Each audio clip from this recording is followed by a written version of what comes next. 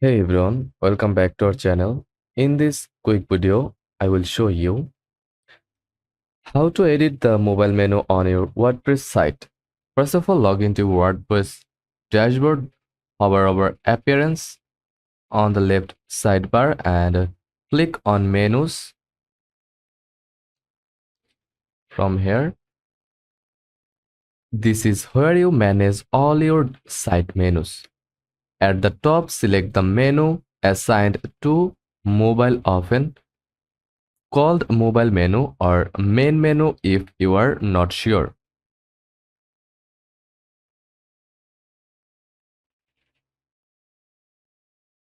Check your theme settings under Appearance, then Customize. Now you can add, remove or reorder menu items. Drag to reordered or click the drop down arrow on each item to edit its label or link.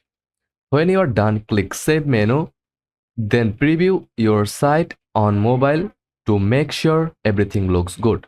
That's it. Like and subscribe for more quick WordPress tips. Thanks for watching.